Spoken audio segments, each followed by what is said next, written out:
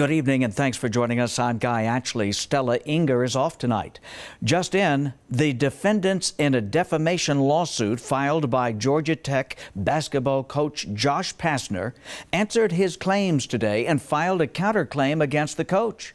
The defamation suit claimed that former team booster Ron Bell and his girlfriend Jennifer Pendley of Oro Valley attempted to extort and blackmail him. And in the counterclaim, Pendley claims Pastner sexually assaulted her and sexually harassed her on more than one occasion. She says the abuse began in February 2016 while Bell and Pendley were traveling with the University of Memphis basketball team. We did reach out to Pastner's attorney today. He calls the claims against his client a lie and says he has text messages that prove the claims are false. Contrary to the claim she filed today, for 2 years after Ms. Pendley alleges the first assault occurred, Ms. Pendley continued to proactively and enthusiastically initiate communication and contact with Josh and his wife, visiting their home, giving gifts to their children, attending games, and publicly expressing positive statements about Josh and his character.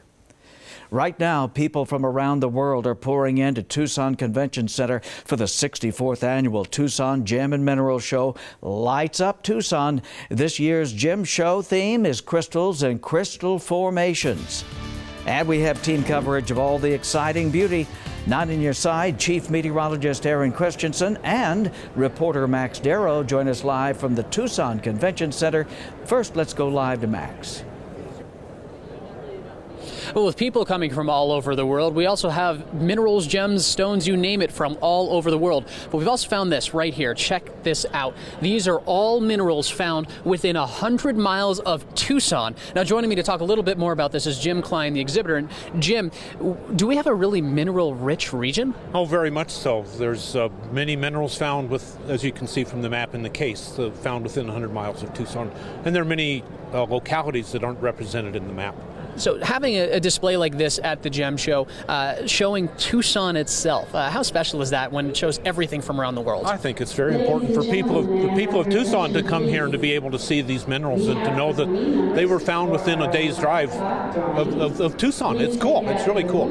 It is very cool. Jim, thank you. All of these minerals found within 100 miles of Tucson. And if you want to come check out this display and all the other ones at the Gem Show, admission is going to be $13, but head to our website, KGUN9.com, for admission discount. Live at the Gem Show, Max Darrow, KGUN9 on your side. Thank you, Max. Now let's go to Aaron, who's at another part of the show. Aaron, can you hear me? 4800. I can hear you, Guy. Yes, they are making an announcement for one of the drawings right now. So someone is in the process of winning some amazing crystals and minerals here at the Crystals and Crystal Formation Show. Really a lot to see. Bring your walking shoes and, oh yeah, your wallet. Our temperature is not disappointing the folks who are here from other parts of the country that might not be enjoying temps in the 80s, but we had another hot one today, Guy.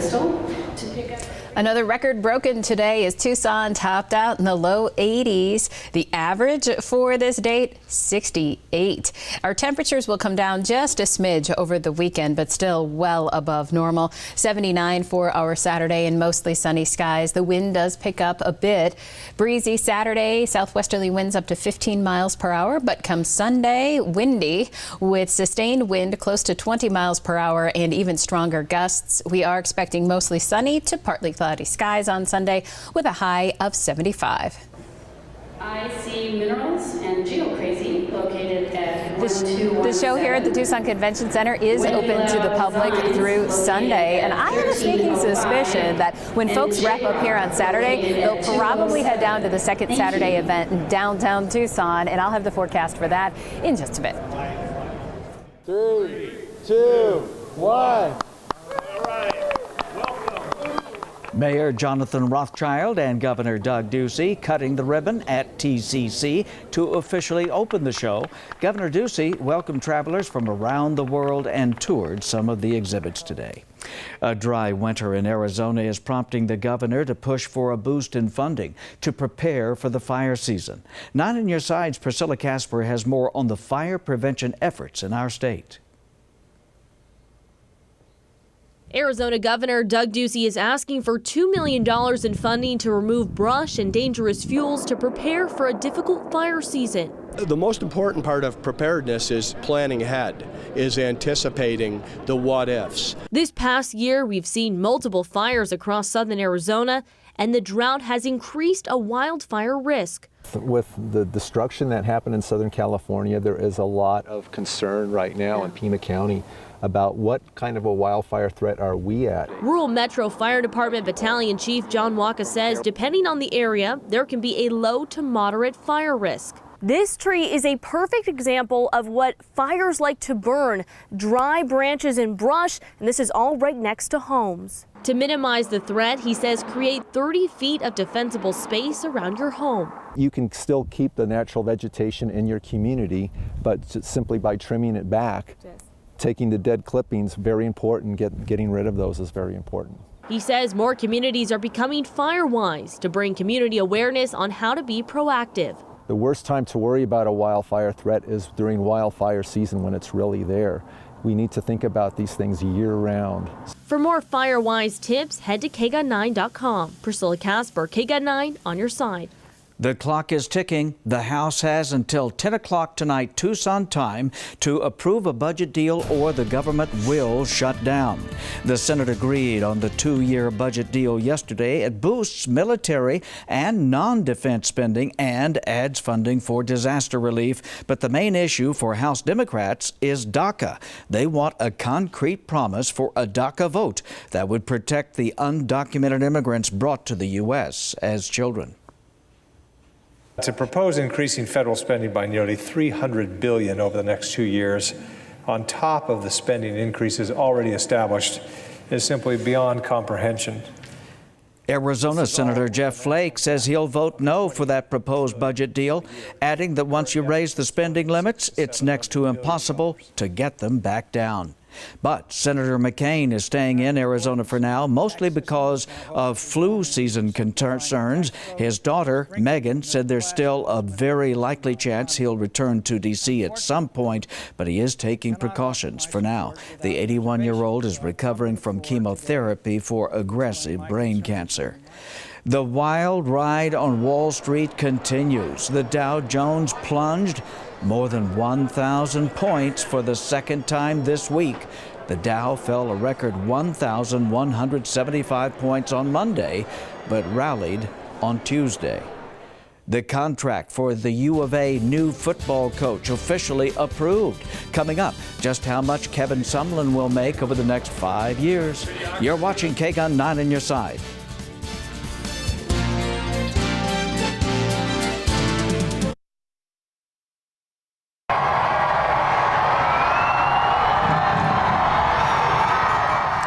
A victory parade for the Super Bowl champions. Eagles fans flocked to Philly today to congratulate their team. This was the team's first Super Bowl win. The Arizona Board of Regents approved new U of A football coach Kevin Sumlin's contract.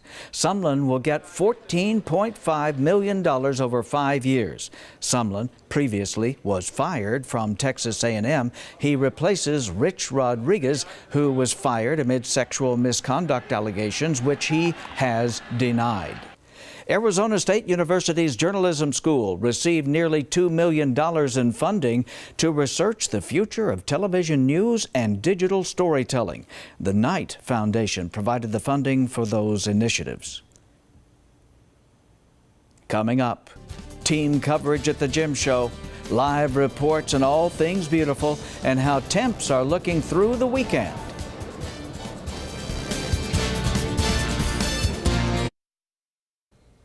We are back with Aaron and Max live at the Tucson Convention Center for the first day of this year's Big Gym Show, the theme crystals and crystal formations.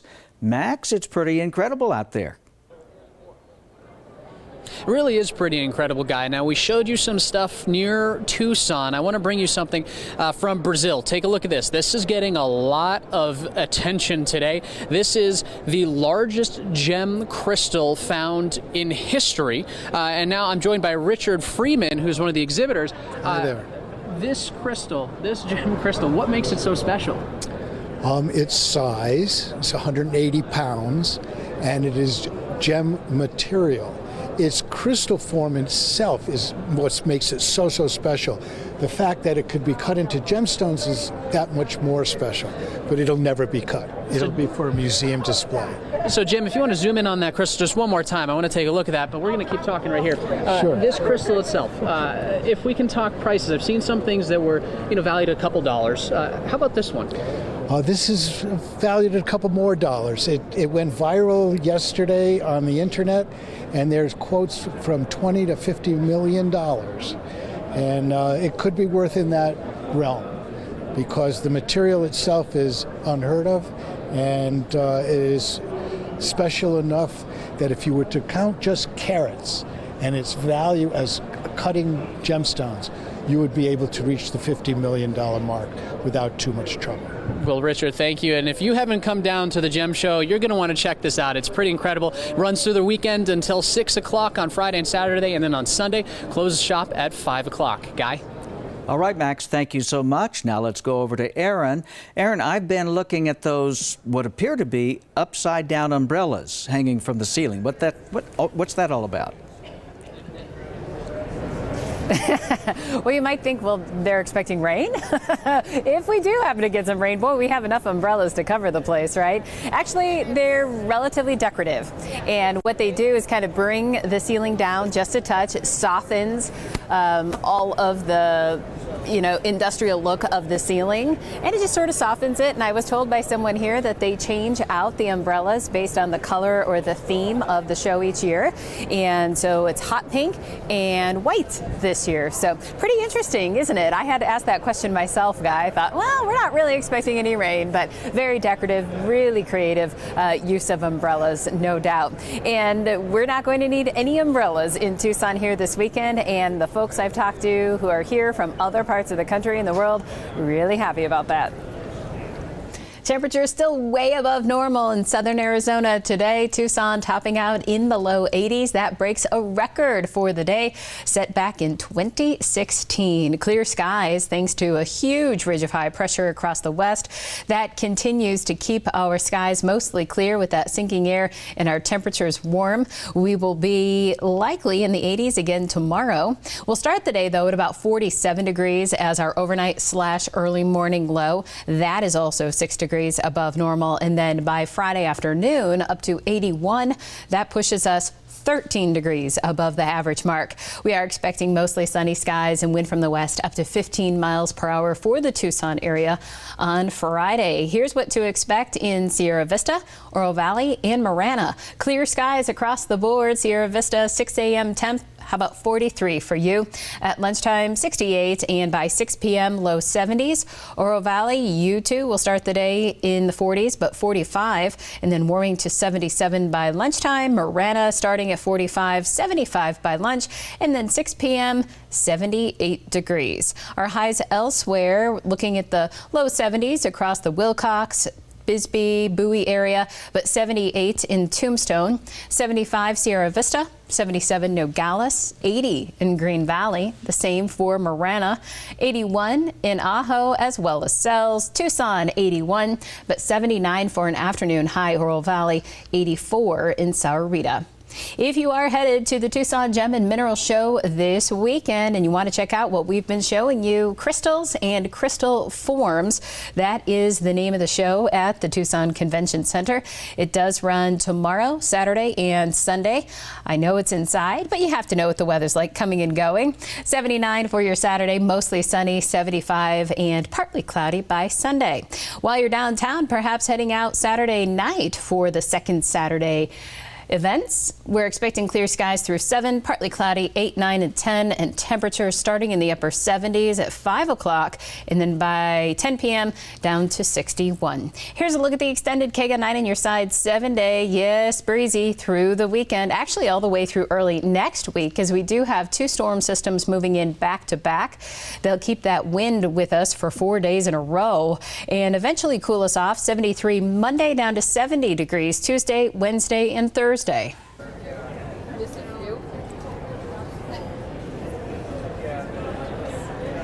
And if you do make it out here to the Tucson Convention Center this weekend, I highly recommend you check out the Micro Mount Room. Those are minerals that are so tiny that they're mounted, but you really need you need some sort of a magnifying glass or a magnification to see them really well. Really neat stuff here. All right, Aaron, thanks. The diverging diamond and double crossover still to come. A big change could be coming to our roads. How it could affect drivers next. You're watching KGUN 9 on your side. Tonight, we get a closer look at the interchange the Arizona Department of Transportation is proposing for Houghton Road and I-10. It's called a diverging diamond or a double crossover. KGUN 9 traffic reporter Big Al explains why this project could begin soon. ADOT's Tom Herman spoke with us about the project that could be coming to southeast Pima County. It'll be the first one and could be a little confusing to navigate at first. When you pull up to the traffic signal, you'll actually cross to the left side of the roadway, which sounds a little scary. It's actually a safer way to get through the interchange.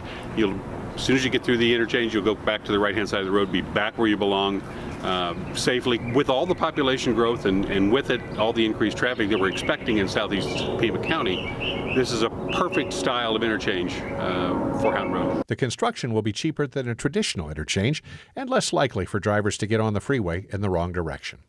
We've actually seen a study from the Federal Highway Administration that 97% of drivers actually feel safer using a diverging diamond interchange. So we're very confident this is a safe design.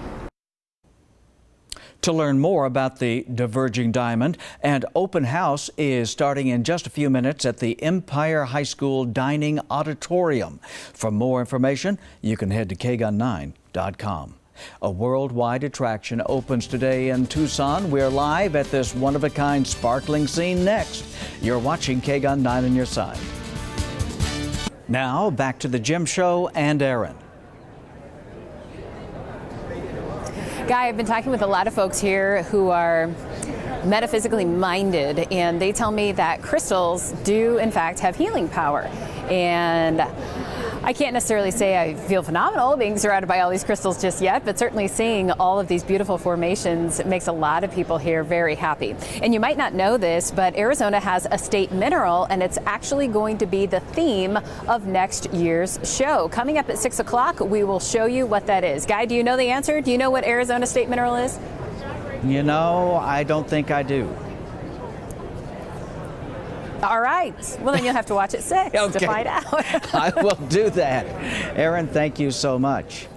And thank you for watching. World News Tonight is coming up next. We'll see you back here at 6.